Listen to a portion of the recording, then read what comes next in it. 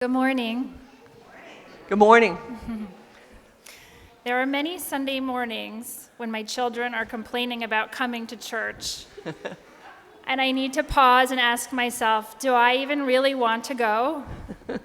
Why am I motivating them with the possibility of coffee hour treats so that I can more easily buckle them in the car? I can come up with good answers. I want to offer them another place and community for spiritual growth and connection. I want them to begin to think about God in some way. I want them to be involved in helping their community.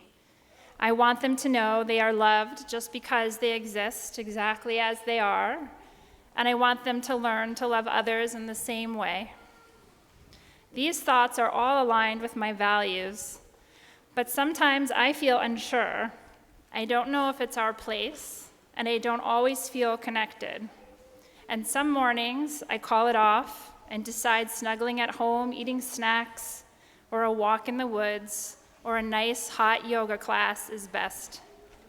And it's why I often choose to sit in the side pews over there. It's a place where I can more easily leave if I need to, and engage when I want to. It's the messier seating area, and I think most everybody here knows it, but I like it. And last week, while I was sitting over there, I was reminded it was my turn to do the Stewardship Minute. I thought about the river that is St. James for me. I started thinking, if I skipped a stone across that river, where would it land and what would it say? Many key moments came to my mind that are part of a much larger story, and I might share those with you another time. But today, I will share just one. It's a moment in the middle of the river, and the reason I continue to return to St. James. About 2.5 years ago, I felt deeply depressed. I did not know what to do or where to go. I was really struggling and felt scared.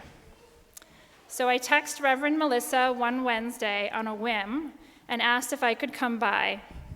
I don't even know how I had her number, but I did. And by some grace, she texted me back and said, "How's 11?" I arrived a puddle and honestly do not remember a lot of our conversation, but I do remember feeling like I was in the right place with the right person. At one point during that conversation, I shared with her I had recently written a poem, and she said, "Let me see it," and basically took my phone from me and read it. She looked at me and said, "Keep writing. Write every day and come back." I don't know. I don't always follow directions, but I followed those ones. And with that, she offered me a door, both figuratively and later literally, which I have worked hard to keep open. Reverend Melissa is one of the most authentic people I know. She has an incredible ability to name things that need naming. She is open-minded, extraordinarily kind, creative, playful, and very brave.